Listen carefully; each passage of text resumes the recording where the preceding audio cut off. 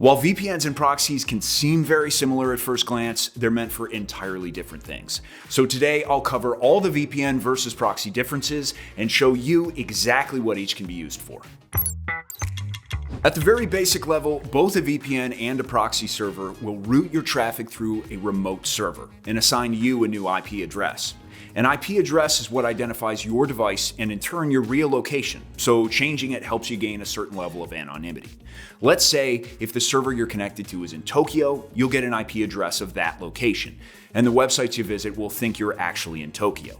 This way, both proxies and VPNs allow you to access content that might be restricted to a specific region, whether it's a certain website or a streaming service library. While on the surface, the basic answers to what is proxy and what is VPN might end up sounding incredibly similar, thankfully, telling them apart becomes much easier if you look into what each tool is used for. If you're connected to a VPN, your traffic doesn't just go through a server, it also gets encrypted. That adds an extra layer of security, something proxies usually lack. Sure, some proxy protocols are safer than others, but they still don't reach the VPN security level. Think of VPN encryption like driving through a tunnel instead of out in the open.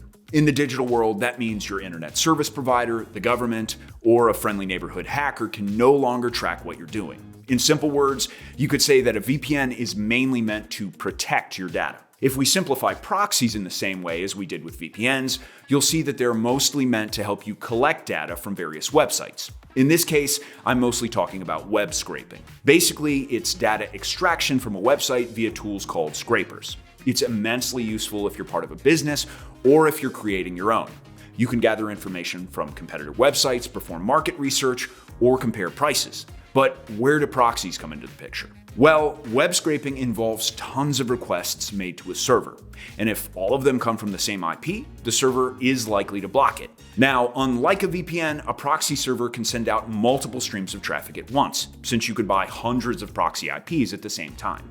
This way, you won't get blocked while gathering the data. Aside from data collection, proxies in combination with anti-detection browsers can help with managing social media and e-commerce accounts. Generally, platforms like Twitter and Amazon limit how many you can have on some IP, so proxies are a very easy way to bypass this restriction. Have as many accounts as you need, all on a single device. But all that covers just the tip of the iceberg. There are many more differences between a proxy versus VPN. For example, it's important to note that VPNs work on a system level, which means all your apps go through the VPN connection. Sure, some providers have a feature called split tunneling, which lets you define which apps use the VPN connection. But generally, every single app that uses the internet will go through the VPN server. However, this system-wide approach also makes VPNs very easy to use. They're just apps that you install and log in, and then you can connect to a server with a simple click or two. That's why VPNs are usually the main choice for things like accessing streaming platforms. Getting through to a specific country's library is as simple as connecting to a VPN server in that location. Meanwhile, proxies are usually used on the app level.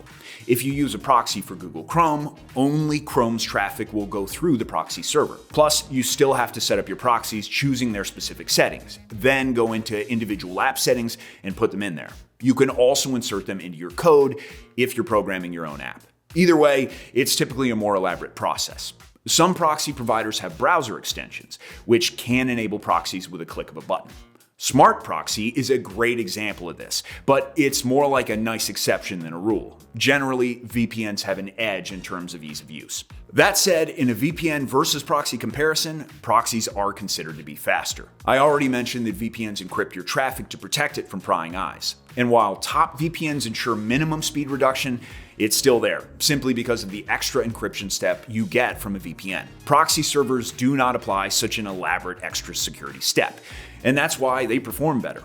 Of course, this also depends on the proxy you use. Generally, there are two main types: residential and data center proxies. Data center proxies come from, well, data centers. They're faster and cheaper, but they also get noticed and blocked by websites much easier. Meanwhile, residential proxies are associated with real devices and their IPs, assigned by internet service providers. These proxies can be someone's PC or even a smartphone. You can usually get an IP address from whichever country you want, and they are much harder to detect, not just compared to data center proxies, but VPNs too, since residential proxy types look like a real internet user's traffic. However, when choosing proxies, especially residential ones, make sure they're coming from a reliable provider so that the proxies are ethically sourced. For example, the reason I'm showing Smartproxy today is that according to Proxy research, it strikes the best balance between performance, IP pool, and features. It's one of the most affordable providers too, and you can get a free trial, which is a rare thing in the proxy market. If you're curious, I'll leave a link in the description along with the best discount that I was able to find. While there isn't an overwhelming selection when picking a proxy, VPN market is a whole different beast.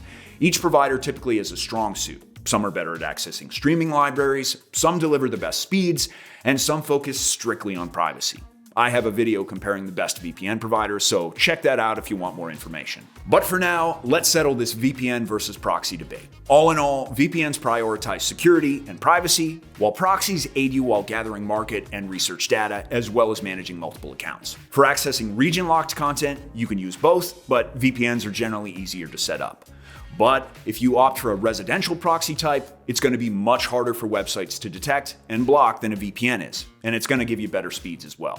I also saw this question multiple times. Can you use both at the same time? You could certainly try, but there's really no point. If you need protection, grab a VPN, and if you need to manage multiple accounts or gather data, use a proxy. If you have any more questions, let me know in the comments, and thanks for watching.